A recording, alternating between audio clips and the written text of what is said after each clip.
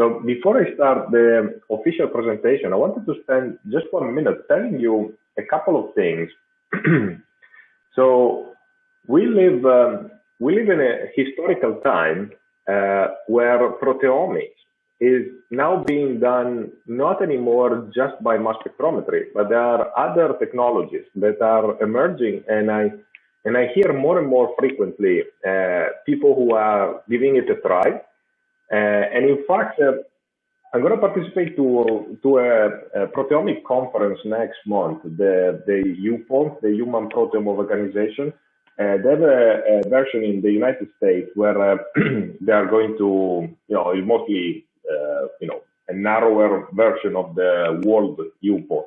And there are presentations from companies that do proteomics, but with other technologies other than mass spectrometry. So I just wanted to spend, just 1 minute to tell you about a couple. And I haven't prepared slides, but you can find them on the online on the website, because right now it's technology that you cannot really buy. They offer it as a service. One is this Olink company. And this one is a very interesting idea. Olink is basically a way to do proteomics by DNA sequencing. So the way it works, let me find this one. The way it works is that you incubate your protein extract on an array that contains antibodies, or sometimes it's these are antibodies that recognize your a series of proteins. Right now, let's say the top product that they have measures about 1,500 proteins in a single experiment, and this means that you have 1,500 antibodies that they bind to your to your proteins. And then the way it works is not like this. So proteins are not recognized with let's say fluorescent antibodies, but the way it works is that there is another antibody conjugate that recognizes a different epitope of your protein. And what happens is that these two antibodies, when they are near to each other, is because they bind the protein of interest that is present in your sample. So what these antibodies have, they have two pieces of DNA that they ligate to each other. And then when you amplify this conjugate, what you have, you basically can quantify the abundance of your protein using DNA sequencing, essentially, which, like I told you before, is much more accurate than doing it by mass spectrometry. So, it's limited still a technology. It doesn't look at protein modifications. It doesn't look at all the proteins, but it's a technology that is becoming very rapidly very popular, because, for example, when you have very complex matrices, for example, blood, mass spectrometry struggles a lot in analyzing proteins from blood, because there is a wide dynamic range of proteins. Like, there are some proteins that are so abundant that they suppress all the low abundant proteins. So when you use antibodies, usually you care much less about this type of problem. And this type of technique is now being used by people that want to do proteomics in blood. And I just wanted to show you one more. SomaScan is another proteomic technology that is emerging. Of course, these technologies are far from being as popular as mass spec today, but it's also something that I've been hearing more in the last, let's say, 6 months. And basically, this is based on aptamers. So the company is called SomaLogic, and SomaScan is basically a microarray of aptamers, which are not antibodies, but they use the same principle. They use it to recognize proteins that stick to them. And then the quantification is done by fluorescence. I don't know if there is a cartoon here. Give me a second. It basically works as a fluorescent array. Just the array, instead of having, being decorated with antibodies, is being decorated with aptamers that recognize your protein of interest. And this one is even more flexible in terms of how many proteins you can quantify. Now, I don't know if it's written here, but I know it can go up to, I can go beyond 4,000 different proteins. This is just the number of measurements. Anyway, sorry, I should have prepared this better, but I just wanted to make you aware of this before we go back to our original class. So of course, mass spectrometry is still by far the most flexible type of instrument to analyze different proteomes, protein modifications, protein interactions. But just be aware that mass spectrometry is not the only way to do proteomics. All right, let's go back to our class. So this is where we were. This is what happened yesterday. So I told you a little bit of introduction about proteomics, what is the workflow to analyze complex proteomes right now, what is the most popular workflow. We extract proteins from nearly anything that you can homogenize. Proteins are normally being digested, and then we run them by liquid chromatography coupled online with mass spectrometry. Now you know that we fragment peptides in order to identify them accurately. And also what happens is that once we generate all of these spectra, the spectra being identified by a software that performs what we call database search. So basically it aligns the spectra that you observe with a series of masses that you expect in theory if the peptides present in your database fragment in a certain way. And that's how, at the end of the run, we have a list of identified peptides. And then if we know the peptides, by consequence, we know also to which proteins they belong to. So now, one thing that is important to keep in mind is that most cell types, they contain mostly the same proteins. A liver cell or a liver cancer cell, they still contain a lot of proteins involved in, metal detox. They still contain albumin. They still contain actin. They contain, all the typical proteins that are typical of liver tissue. And different tissues, they also share the same protein. So what is really important when we perform a proteomic experiment is to quantify how much proteins we have. So we cannot just say, oh, this protein is in sample A, this protein is sample B. Most proteins are in every sample. What is important is how much they change in the relative level.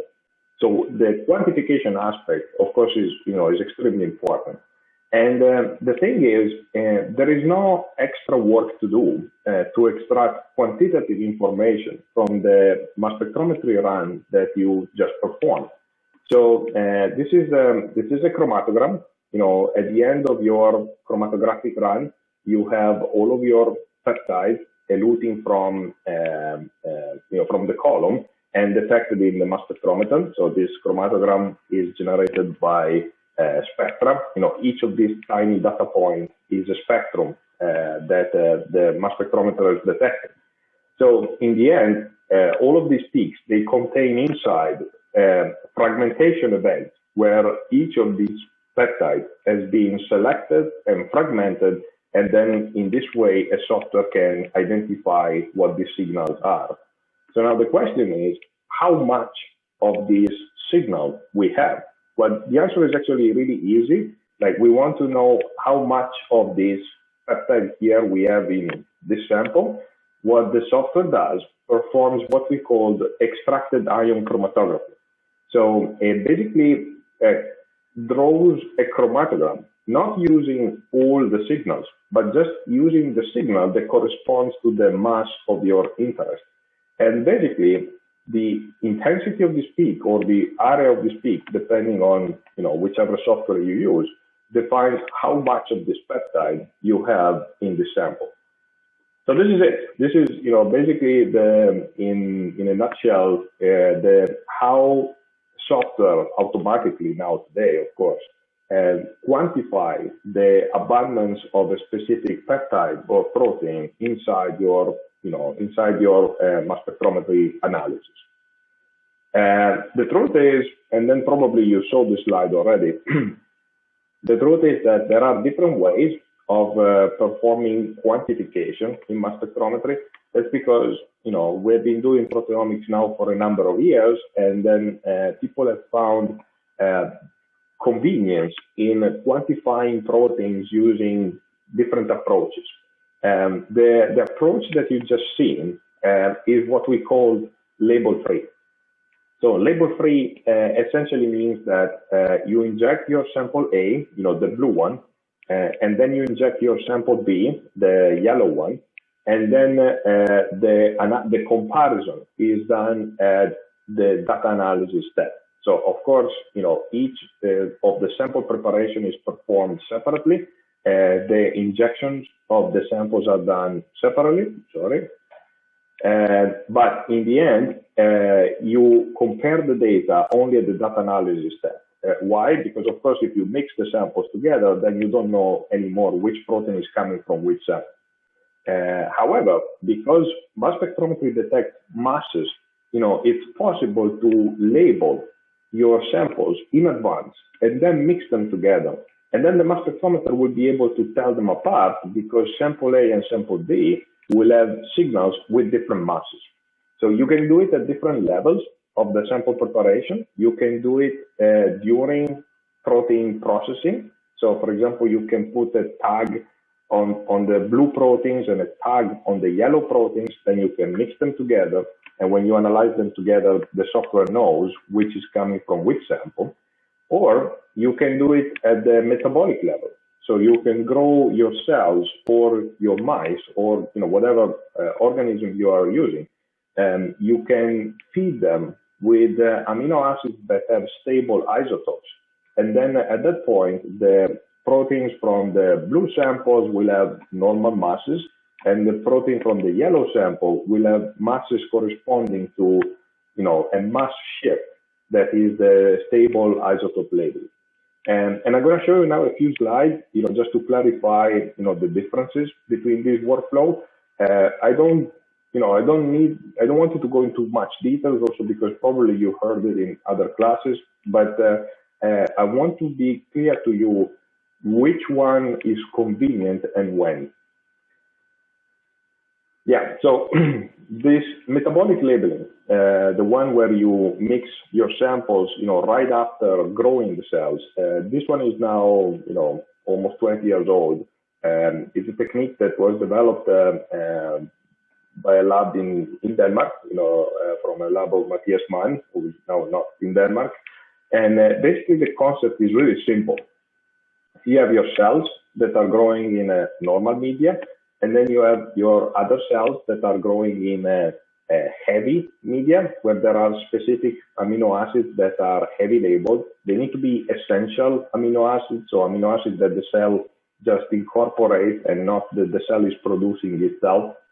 And basically, once these proteins are fully labeled, then you will, if you run this sample in mass spectrometry, you will not see anymore the theoretical masses of these peptides, but these masses will be shifted by, if these peptides contain the specific amino acid. So this means that if you mix these two samples together and you inject them in the mass spectrometer, you will have two signals instead of one.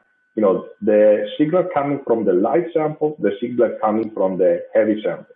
Now, in this cartoon, this protein is equally abundant in the light sample and in the heavy sample. But, for example, if the signal is higher, this means that you can, tell that, this protein is more abundant in the heavy sample than the light sample. So, obviously, in order to, for this to be effective, you need to have, cells that are completely labeled in the heavy sample, right? Because if you have only a partial incorporation of this new amino acid, then what happens is that all of these proteins will look like, part of the light proteins are identical to this sample here. So then the reason because this method was very popular a while ago, but is actually losing its popularity, is because it is a lot of work, to completely label cells that grow in the heavy media. they usually take, let's say, 5 or 6 passages. So they need to grow for weeks before they are completely labeled. So you can imagine that is also a big expense in terms of, media for these cells. And you can imagine how expensive it gets, for example, if you want to do it with an animal. So, it's not that much popular anymore. People used to love it because you can mix samples early on in the sample preparation and then don't worry about it. But right now people, they bypass, the idea of using this method just for comparing sample A with sample B. The thing is, it still remains very popular for a very special application. And that's the application that we call pools stable isotope labeling. And this one is very similar. I don't know if any of you has worked with that, with the pools, radioactive labeling. So this pools basically means that you are feeding your cells for a certain interval of time with this heavy labeled amino acid, and then you don't mix any samples. You just look within a single sample. What you look at how long it takes for these amino acids to be incorporated in every single protein. So you let your cells grow into this media that contains the heavy amino acid, and then with the time, you see that this heavy labeled amino acid is being incorporated in your peptides and in your proteins. And the more you wait and the more you can quantify the incorporation rate, and the incorporation rate tells you how rapidly that protein is being synthesized. This is important because this is different from how much protein you have. This tells you an extra quantitative information. It tells you the turnover rate of the protein. And this could be very interesting because not every protein is produced at the same rate, and not every protein is produced at the same rate in every condition. For example, we use pooled SILAC, for example, when we study virus infections. When a virus is infecting a cell, you can have proteins that are being produced faster and at the same time degraded faster by some mechanism of the virus that tries to defend itself.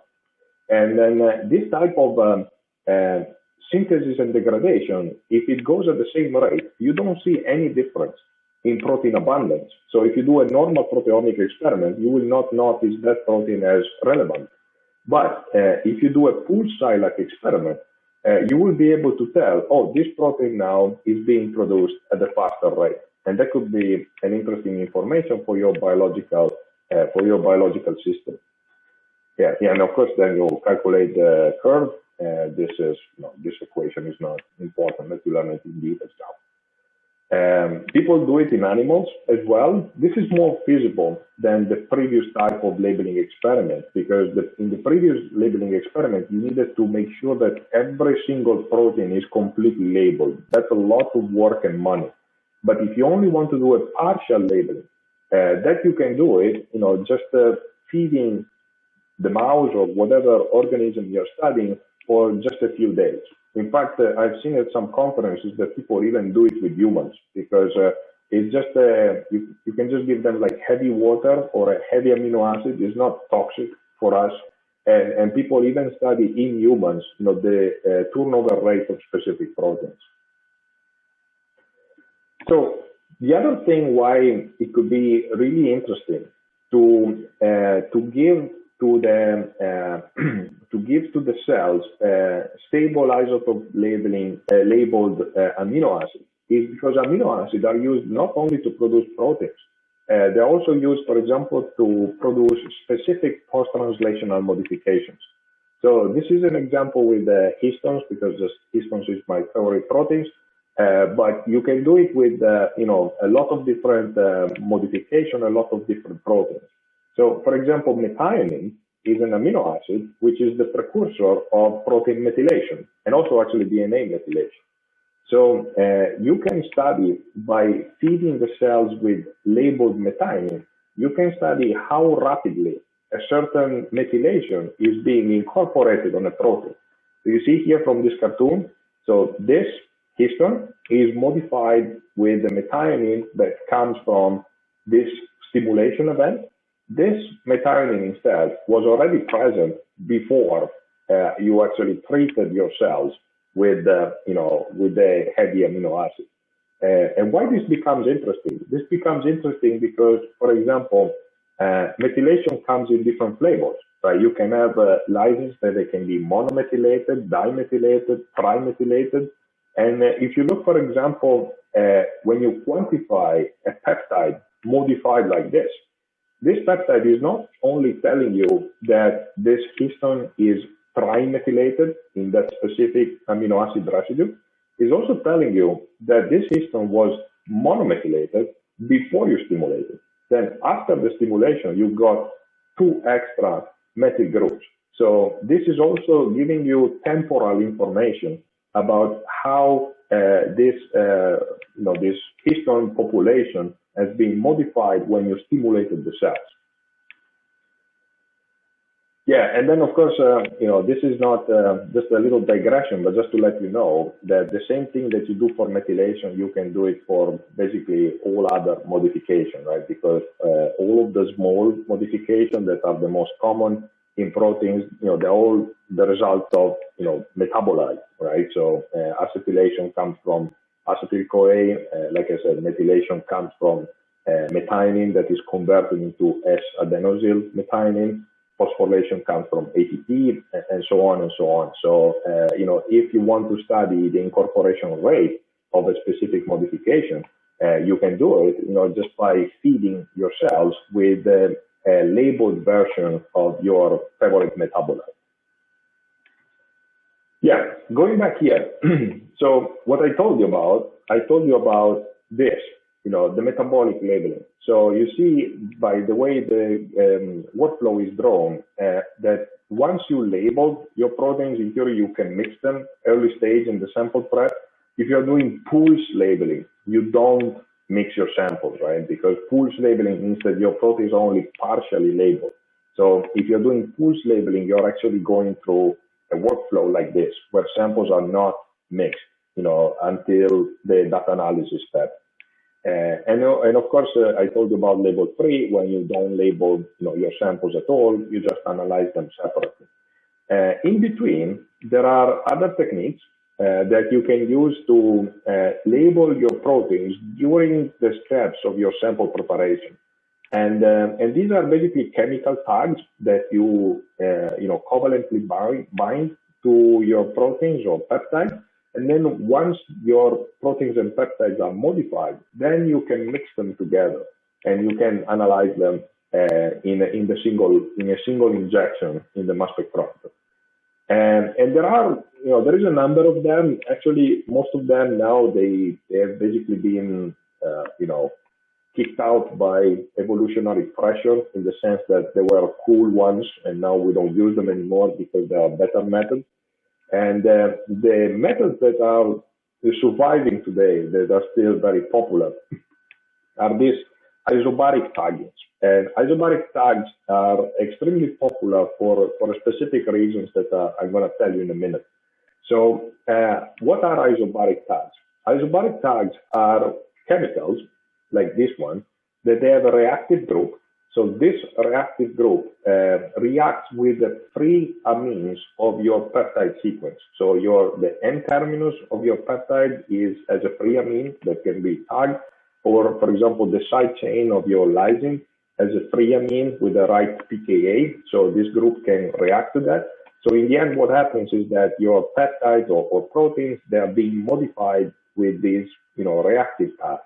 And then what is interesting is that you can put stable isotopes on this reactive tag in different positions, so that in the end, the full tag will have the same mass independently on the combination of these stable isotopes, but they have a specific characteristic. So first of all, you see that all of these groups, they have the same mass, right? Because they have the same number of labeled atoms. There is a carbon-13 here, a carbon-13 here, a nitrogen-15 here. In the end, you have a mass that is 1, 2, 3, 4, 5 higher than the fully light form. Here, you still have 1, 2, 3, 4, 5. So all of these forms, they all have the same exact mass, right? That is, I forgot what is the total mass. What is interesting, when you inject your peptide in the mass spectrometer and you fragment them, we need to fragment peptide in order to identify the amino acid composition, like we discussed yesterday. But what happens is that you also break a piece of your tag. This is the bond that falls off from your fragmentation event. So these rings, they get liberated in your spectrum, and you get a signal because these rings, they actually carry a proton, so they can be ionized as well. So what I'm telling you by that? What I'm telling you that, let me show you. This is your intact spectrum, and you mix different samples with different combinations of these tags. So because they all have the same intact mass, all of these peptides end up giving you a single peak. So now you're wondering, I mix together my 6 or 10 samples. How can I tell now how abundant is my peptide in sample 1, sample 2, sample 3? That's because when you fragment this peptide, you generate your amino acid composition, and this part of the spectrum is being used, of course, to identify your peptide. But down here, you have these different rings that are also being detected in the mass spectrometer. And then based on their intensities, you can tell how abundant is your peptide in the yellow sample, in the green sample, in the orange sample, and so on and so on. So this part of the labeling, when it gets detected in the mass spectrometer, tells you how much of this peptide you have in these different samples. Now this is really exciting for when you have a ton of samples, because you can mix them all together in the same in the same Eppendorf tube, and you can inject them all in once, and then quantify the abundance of this peptide just by looking at these that we call reporter ions. And there is now the level of multiplexing. You can go up to 16. So the commercial product that can mix the largest number of samples in the same tube is 16. So you have 16 combinations of these heavy atoms that are in different positions of your tag. Why is it most interesting though? It's most interesting because if you think about it, let me go one slide back. If you think about it, when you mix all of the samples together, you have a single intact mass, right? You remember the intact mass is the same for all the samples. Because you have a single intact mass, if you mix 5 samples, your intact mass has the intensity of your 5 samples combined. If you mix 10 samples, your intact mass has the intensity of the 10 signals combined. So the more samples you mix together, the more your intact signal is higher, right? So it's easier to distinguish it from the background noise. So when you have very, very, very little amount of material, for example, single cells, the way to have a sufficient signal intensity to identify, as many peptides as possible is to mix as many samples as possible and then label them with these isobaric labels. So the more samples you mix and the higher is going to be your signal, the more is going to be distinguished from background noise, and the instrument can select it and it can fragment it. And in fact, when people do single cell proteomics, they even mix one sample, usually at much bigger amounts. So all of these signals come from single cells, and then they mix it with another sample that contains a lot of cells, that they call it this carrier sample. And this one, it has basically the job of this sample here is to make your signal as high as possible. So it becomes easier for the mass spectrometer to select it and then fragment it. And then, to tell how abundant is my peptide in the other single cells is just by looking at the intensities of these reporter ions down here. So when you hear about single cells today, most of the time you hear about isobaric labeling. So you hear about mixing many samples together, so the signal is high enough that you can identify proteins in a single cell. All right. So, okay, so it's already 8:35. So now, now that we went through mostly the, how we quantify samples, I'm going to tell you a little bit about how mass spectrometry can be extremely helpful to tell you other type of information besides whether your protein exists and how abundant your protein is. And actually, we've just seen that with a single experiment, you can tell which proteins you have, how abundant they are, and also what is their turnover rate. So how rapidly they're being synthesized. Now, we're going to talk about, where proteins are. We're going to talk about how proteins are modified, and a little bit about what kind of structure your proteins have. And these are all information that you can deconvolute using a mass spectrometer. Then, as you remember from the agenda, what we're going to do on Monday, we're going to talk about how, once you have a table with quantified proteins, how you convert that into biological information. So let me go through, I would say rather quickly, this other aspect of proteomics, because this is something that is really, it changes a lot depending on what type of experiment you're doing, what kind of biological question you have. But just to give you an overview about all things that you can do with a single proteomic experiment. So if you remember from the class yesterday, I told you that proteins, they never act by themselves. They have a different function, they have different properties depending on which proteins they bind to, and of course where they are in the cell. Right? If your protein is stuck in the mitochondria, it probably has a different function compared to when it's inside the nucleus.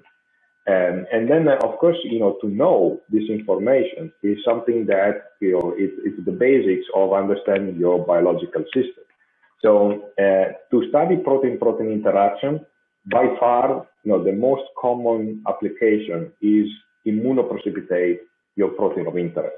So what basically, to identify what kind of proteins bind with my protein of interest, people, what they do in a very common proteomic experiment, they block an antibody on a support, and then this antibody recognizes your favorite protein, and then your favorite protein will bind to other proteins that are also bound to your antibody. Now, in this figure, it's not very clear, but beside the blue protein, there will be other proteins binding to your blue protein, and then you wash them out, you identify this mixture, and then you get a readout that tells you what kind of proteins they specifically stick to my protein of interest. This is the most basic way to study protein-protein interaction using mass spectrometry. In terms of studying where these proteins are, in the cell, there are numerous methods. This is just a representation of how, just by doing centrifugation, you can separate different organelles, and then you can analyze the protein content of each of these fractions, and then it tells you different information about how enriched are your proteins in the nucleus or in the cytoplasm or in the membrane. It depends on how you run this ultracentrifugation. So this could be a very interesting information to have, as I will tell you in a minute. There is another way to study protein-protein interactions, and this is actually not by immunoprecipitation. This is by crosslinking. So crosslinking is a technique that is a bit technically challenging, but nonetheless, still popular because people understand the advantage of investigating crosslinking, protein-protein interactions. And the way crosslinking works is basically you have your mixture of proteins, can be an entire proteome. Now, crosslinking, you don't need to purify protein, can be done with an entire cell lysate. You mix your cell lysate with a reagent that has two reactive groups. And these two reactive groups, basically what they do, they react with two amino acids. And if you have two proteins that are nearby, it can react with two amino acids on different proteins. So when you digest your proteins, you can end up with molecules like this that then you inject in the mass spectrometer, and when they are being identified, you can tell, or not only that these are two peptides from two different proteins, but that these two proteins, they are close to each other in your biological system. And then, depending on what kind of crosslinker you use, because there are, many different types, you can even tell how distant these two proteins are in interacting with each other. So crosslinking, the advantage of crosslinking compared to immunoprecipitation is that you can do this operation when the cell is still intact. So immunoprecipitation, you basically have to lyse the cell and extract the proteins, and then all the proteins are being mixed together, even proteins that are from different organelles, for example. But crosslinking, you can do it in the cell, and then when you lyse the cell and you analyze your protein, you can identify, these type of molecules that tell you that these two proteins were bound together at a certain distance, and in which region, of course, because the peptide sequence tells you what is the region of the protein. So we were talking about cross-linking, right? And that how it can be convenient, right? With the fact that you can mix your cells with cross-linkers. Now there are cross-linkers that they penetrate into membranes, so you don't need to lyse your cells. And then basically, once you have cross-linked your proteins, you identify these, mixed peptides that are covalently bound by a reagent. And then that's how it tells you, protein-protein interactions. So which protein is interacting with which protein. And when you sequence the peptide, it's also telling you what regions of the proteins are interacting with each other. As you can imagine, is a little bit, is not so straightforward. It's a dirty technique. It gives some other byproducts that are a little bit, difficult to discriminate. So it is a technique that is being used by several labs, and it's just not as simple as doing canonical proteomics.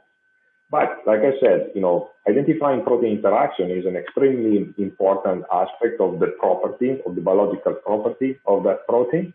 And at the same, you can even study protein interaction with other macromolecules. Proteins not only interact with other proteins, they interact with DNA, with RNA, with large metabolites, with lipids.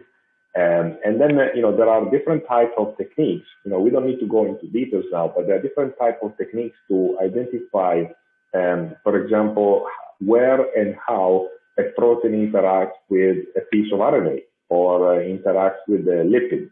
And these are techniques that some of them have been already established. None of them works perfectly, so there is a lot of room for improvement. But it's good to take a look if your question is, where is my protein, what it interacts with? There might be somebody who attempted to prepare a method to answer that question. Then, I wanted to tell you just a minute about, again, about protein localization. Protein localization, like we discussed before, you can isolate organelles with specific sample preparations, and then you can study what proteins are present in the mitochondria or what proteins are present inside my nucleus. But there are also techniques that you can use them to survey, tissue slices and basically extract information about where some proteins or peptides are present in a complex, in a complex material. For example, the slice of the brain or the slice of the kidney, and these are what we call the imaging mass spectrometry, and it's done today also with proteomics, and that's why it's worth to spend a minute on giving you an idea about how this works. So basically, you can cut the slice of a certain tissue and put it on the top of a surface. You remember yesterday we talked about molding, actually this is not done by chromatography. This is done by molding. So basically, you have your metal surface, you cut the slice of the tissue, and you put it on top of the surface. And then you put this, this plate inside the mass spectrometer that is able to do laser desorption ionization. So what you see here, each of these pixels, each of these boxes that you see is basically a position where the laser has hit the sample. And then every time the laser hits the sample, what is present in that region of the tissue is being ionized. It goes into, it is detected as a spectrum. And then at that point, you can tell, what kind of masses are present in each one of these pixels. So when the laser went through, the entire tissue, you can actually ask a question in your final data. You can ask, okay, tell me in which region of the tissue I have the mass 1046. And then the signal, the software extracts that signal, and then you get a picture like this. In this specific example, 1046 is the mass of the intact angiotensin, which is a peptide that is, processed by the kidney.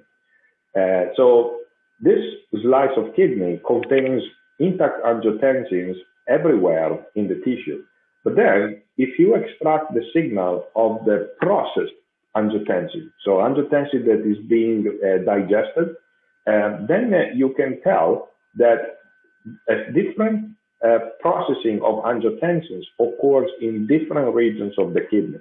The mass that you extract right here, this is the form of one process of the angiotensin, and this is a different mass that corresponds to a different form of angiotensin. This is angiotensin 2, gets processed angiotensin 3, angiotensin 1,7. And you see that now this one is not telling you in which organelle your proteins are, but it's telling you in which region of the tissue your molecules are. And this could be extremely helpful for different type of applications. For example, in our lab, we use it to study brain sections to identify. Now it's slipping out of my head. Sorry, distracted. Let me close the door 1 second. There are some people. Yeah.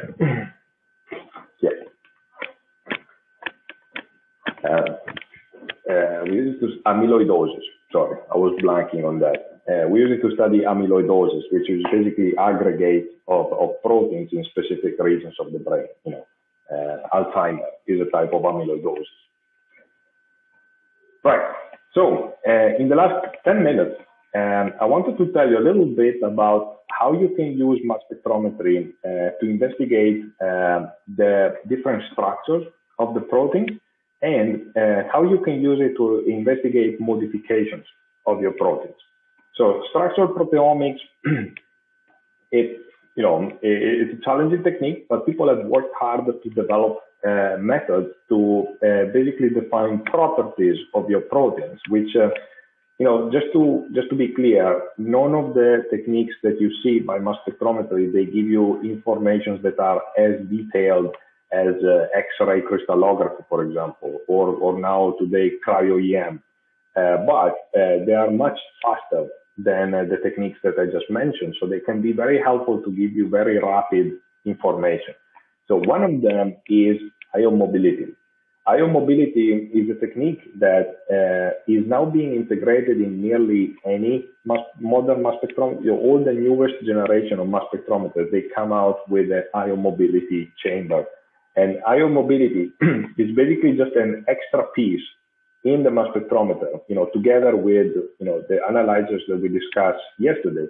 And this extra piece is filled up with the gas. And then this gas, the job of this gas is to separate molecules based on their cross-section. So you know that by mass spectrometry, we can detect different masses, right? But if you have a population of a protein that part of it is unfolded and part of it is folded, once it reaches the detector, it gives you a single signal, even though the two proteins, they're clearly different structures. So this drip tube, what it does, it basically separates inside the mass spectrometer the two populations of molecules, and then the one with the smallest cross-section, so the folded one, it goes into the analyzer, hits the detector, and then the other one comes in and then is analyzed separately. So you're creating a chromatogram inside the mass spectrometer. And the two signals of the chromatogram, they have the same mass, but they come to the detector at a different time. I'm going to show you this in a video because it can be very confusing. So what you see now, you see a number of molecules. Now imagine that all of these molecules, they are, let's say, the same protein. They just have a different level of folding. So they're being, acquired in the mass spectrometer, aligned, and then shot into this drift tube. This drift tube contains this gas, and then what you do, you are starting to separate molecules according to their cross-section. See, the ones that are the most compact, they arrive first to the detector. You can even separate them depending on how many charges they have, but mostly depending on their cross-section. So the ones that are the most compact, they arrive to the detector first, then the ones that are medium compact, and the ones that are the most unfolded. So in the end, you have three signals. All of them, they have the same mass, but you can tell that your protein has three different types of folding. And I think that's it. I think the rest of the video is not that interesting. Yeah, the rest of the video is not that interesting. Right. So this is this is how ion mobility works. You see that it's not really telling you nearly the same amount of information of crystal structure, right? Because crystal structure tells you the exact position of every atom in your protein. This is only telling you that your protein can be present in three different foldings. But it's a very rapid experiment to do comparing to create a crystal and getting an X-ray diffraction. Another experiment, and actually there are multiple combinations of this experiment that I'm telling you about now. We don't need to discuss them all, but very briefly, what you can do, you can label the surface of your proteins. And by labeling the surface of your proteins, you can tell what are the regions of your protein that are exposed to the solution. If you this technique, let's say the most common one is doing by exchanging hydrogens with deuterons, and then once these molecules are injected in the mass spectrometer, you can tell, okay, this peptide is exposed on the surface because it has a higher mass compared to what we expect, and this one instead is not exposed to the surface because it has the same mass as we expect, right? And the interesting reason of why people use this approach is used very frequently in pharma companies where they study, for example, a specific antibody, and if there is a specific ligand that binds to an antibody and where. It's because when you have two molecules which interact with each other, they mask regions of the proteins where they interact, or it can also be a protein with a drug. And then when you analyze, when you compare this sample with this sample, your results are telling you there is a part of the sequence of the protein that interacts with my orange protein because I don't have any more deuterium labeling. Right, so this is why this technique is used, to investigate what regions of the protein are accessible to solution, so are on the outside layer, and if there is a second molecule, where is the region of interaction? Because the region of interaction is being masked, and then you cannot label that part of the protein anymore. So that's why pharma companies, they love it, because if they want to study the interaction between their antibody and their protein, with this technique, they can tell what is the region of the protein that interacts with the antibody, for example.